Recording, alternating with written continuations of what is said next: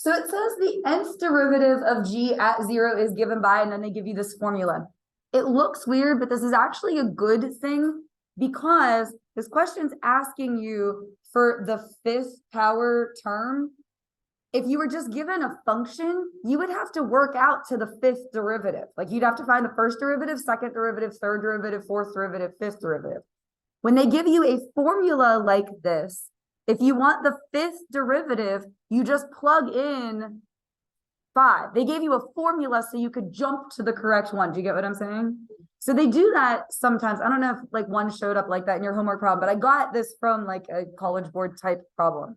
All right, so it's asking what is the coefficient for the term containing x to the 5th? So it would be the 5th derivative at 0 over 5 factorial. That's your pattern. You know how I write out every single one of them every single time, which I'm going to do in problem 2 and problem 3. Like I just always write out the whole pattern. That's your pattern. So it would be the 5th derivative at 0 because it said at x being 0 over 5 factorial. So we're going to plug 5 into this. So 5 plus 1 would be 6. Negative 1 to the 6 would just be 1. It's going to be positive. So basically that part goes away. So we would have 5 factorial over 6. So I just plugged 5 into that formula.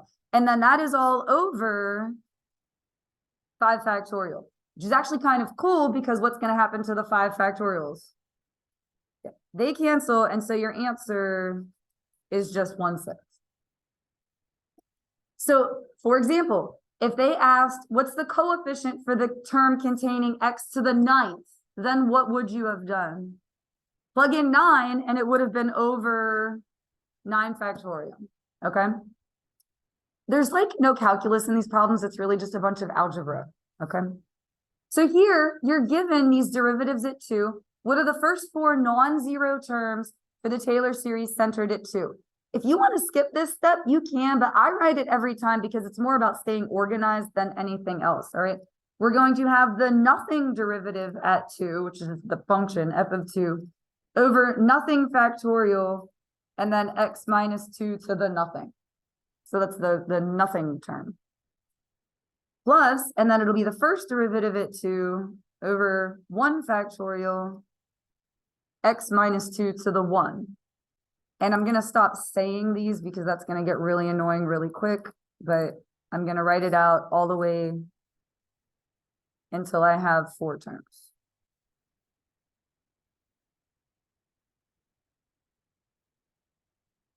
And again, some people can do that, like just jump straight to the answer, but I like to write out the pattern. It's up to you. I'm not going to mark it wrong if you skip that step. I get that it's a lot of writing, but I know myself and I'll get disorganized if I don't write it. You know yourself, so you do what you need to do. Okay. So now basically we're just going to plug in all these numbers. F of 2, we're told is 3. All the rest of this is going to go away. So that first term is just 3. All right. The next one. F prime of 2 is negative 1. So this is going to be minus 1 x minus 2. I guess you can keep the 1 in there if it like makes you happy. All right, and then the next one, second derivative is a third. So you would have a third over 2 factorial x minus 2 to the second. If you want to simplify that down, you can. You don't have to. What would it simplify to just for the sake of thinking through it? 1/6, good. All right, and then the last one, third derivative at 2 is 3/4. So you'd have 3/4 over 3 factorial x minus 2 to the third. Again, you don't have to simplify that down. For the sake of just thinking our way through it though, like say you had a multiple choice question and you had to, what is 3 factorial? 6. So this would be, the 4 would come down there. 4 times 6 is 24. So you would have 3 over 24. So 1/8, just for the sake of us talking through it. But again, you don't have to.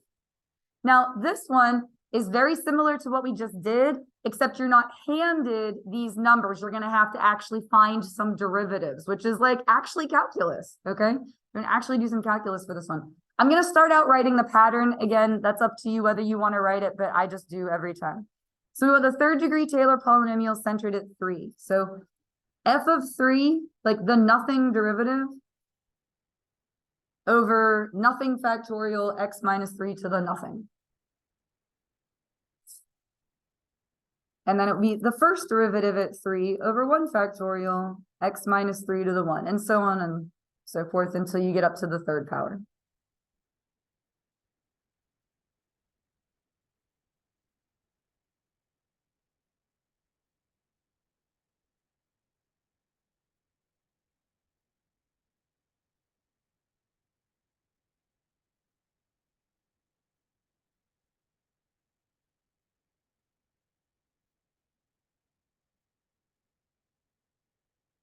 Now you are going to have to find your derivatives up to the third derivative. I'm just going to write them right above here. So here's our function. You want to think of it as x to the negative 1. Can you hold that in your mind? Like think of it as x to the negative 1. So when you do your first derivative, the negative 1 would come down and it would drop to a negative 2. So that would be negative 1 over x squared. All right, second derivative. Now you want to think of this as negative 1 x to the negative 2.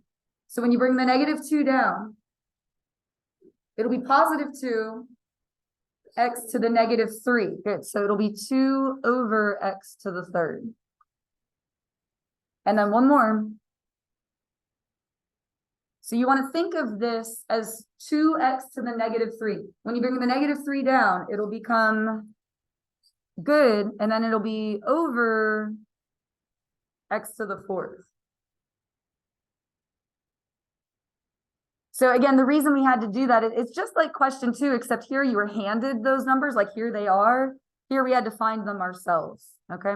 So here we go, f of 3. We're going to plug 3 into the function. If you plug 3 in right there, you would just get 1/3. And the rest of that goes away. First derivative at 3. Well, here's our first derivative. If you plug in 3, you're going to get, negative 1/9. So this will be negative 1/9 x minus 3. All right, second derivative at 3. If you plug in 3 right here, 3 cubed would be 27. So this would be 2/27 over 2 factorial x minus 3 squared. I'm not even going to talk us through simplifying that one down. They're going to get super weird. Just leave them alone. And then the last one, third derivative at 3. 3 to the fourth. The way my brain does that is 3 squared squared. So it would be 81. Like 3 squared is 9, and that squared again would be 81. Are you coming with me there? It's 3 times 3 times 3 times 6. Anyway, it'll be negative 6 over 81 over 3 factorial x minus 3 cubed.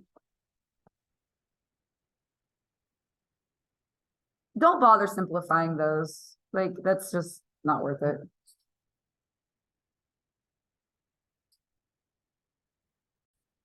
So this next one, this is where we had to rearrange it to make it look geometric. Do you remember the pattern A over 1 minus R?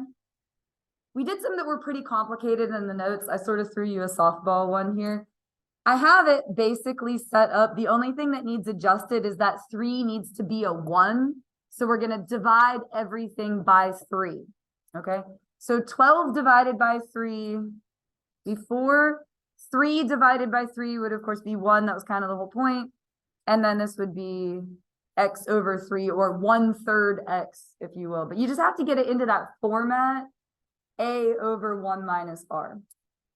So A is 4, R is 1/3 x, or x over 3, however you want to think of that.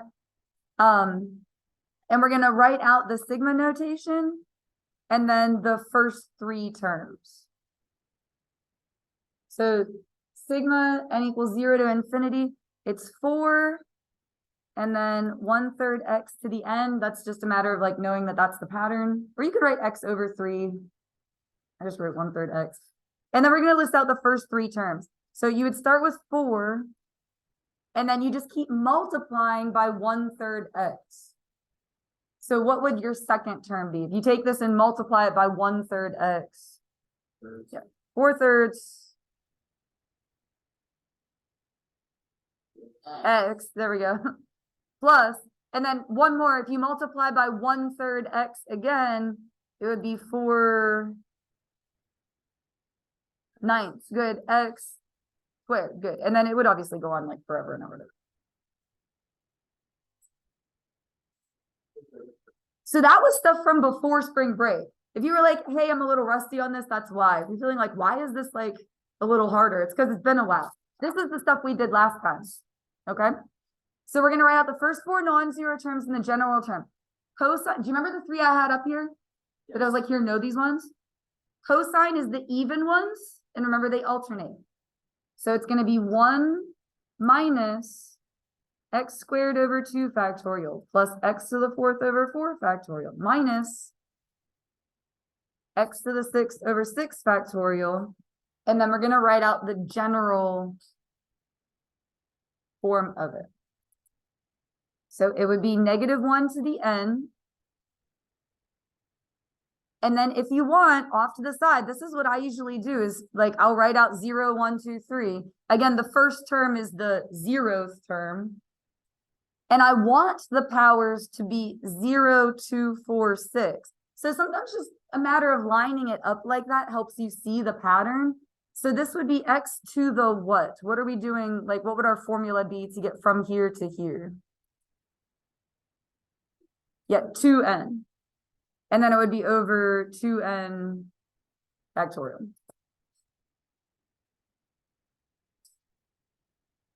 Now, if you're like, hey, what's going on with that next one? Do you remember the sheet that I gave you where they were all printed on? And I was like, here's the 3 I would memorize, but here's some other ones. I threw arctangent on here because it's a simple one. It's actually the exact same as arcsine, but without the factorial.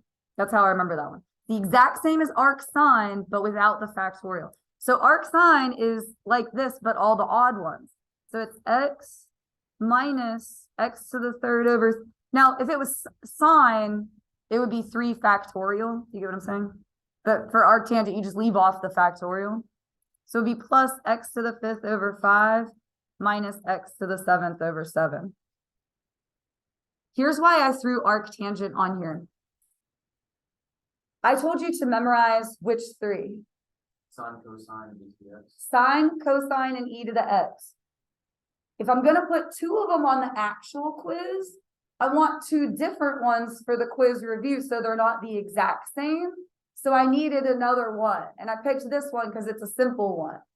But hey, guys, if I put cosine and arctangent on here, which are the 2 on your quiz? Thank you. But do you get that I wanted it to be different? Yes. And this one's the easy one because it's like sine except without the factorial. Okay, anyway, this will be -1 to the n.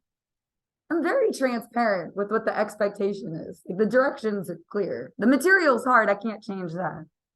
All right, and then if you want to write out 0, 1, 2, 3, we want the first power to be 1, and then 3, and then 5, and then 7. And again, just seeing that will sometimes help you be able to write a formula for it. It'll be x to the what? Like, how would you get from here to here? Like, what would the formula be? So just, it's 2n plus 1, and then over 2n plus 1. When you write out sine, you'll just stick a factorial in there. It's the exact same thing. Now, once you have those, we're going to use those for 6, 7, 8, and 9. Like, we're going to transform them. Okay, like we're going to use those to answer the rest of these questions. So what is the coefficient for the 4th power term for cosine 2x? So here's cosine. I'm going to go to the one that has the 4. Do you see that? And we're going to replace x with 2x. Okay, so I'm looking at this term right here. I'm going to replace x with 2x. So it'll be parentheses 2x to the 4th. You plug it in wholeheartedly. I remember you saying that. I like that way of plug it in wholeheartedly. And then it's over 4 factorial. And I would like for us to simplify this one down because it's like, it's just simplifying a fraction. 2 to the 4th would be 16. 4 factorial is 24. I left off the x to the 4th.